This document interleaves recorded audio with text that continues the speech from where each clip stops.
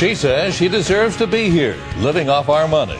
Now the immigration controversy surrounding President Obama's aunt is an issue in the governor's race. I'm Jack Williams. And I'm Lisa Hughes. Zaytouni Onyango lived illegally in Boston for years before she was granted asylum. She recently talked, and only with our Jonathan Elias.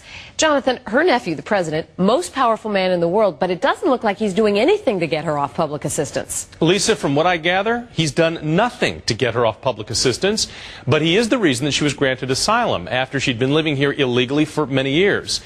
Now, all this time, she has been a burden to taxpayers, and that hasn't changed with her nephew moving into the White House. President Obama, I'm his aunt. If he does the wrong thing, I'm the only person on earth allowed to pinch his ears and smack him. An auntie is a very honored person in African culture. That may be, but in the United States, she has not been the revered auntie. When it was discovered that for years she'd been living as an illegal immigrant in Boston in public housing. Then candidate Barack Obama was having to answer some tough questions about his auntie Zaytouni. Would you support her being deported to Kenya? If she has violated laws, then those laws have to be obeyed. Did you know that you were staying in this country illegally? I knew I had overstayed. Zaytouni Onyango knew she wasn't supposed to be in the United States, yet she was. It's a great country. It's nice to live here. You can do whatever you want when you're here. And she has. 2005, she was there when her nephew was sworn in as a U.S. Senator.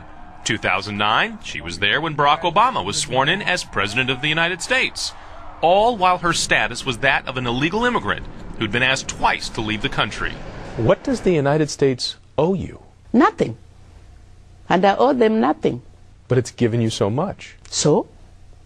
It's a free country under God. Not exactly free. Zaytouni has been costing Massachusetts taxpayers thousands of dollars between her housing and her disability checks. But she doesn't see it that way. This country is owned by Almighty God, and you people are the people who are preaching Jesus Christ, Almighty God, and all the rest of it. You are here to help people, help the poor, help other countries, and take care of women. That's what the United States is supposed to do. And you have to give me my right like any other person's right. She says her relationship with her nephew is close, but she says she's not been invited to the White House. I don't have any business in Washington, D.C., in the White House. I don't have. Why should I? Jesus, don't I have any other things to do? She says President Obama has not helped in her fight to gain asylum, nor has he stepped in to help financially to get her off public assistance. I'm not the president's obligation. But having the president as her nephew has helped. In her most recent request for asylum, the same judge that 6 years ago ordered her out of the country granted her asylum. The reason for the change?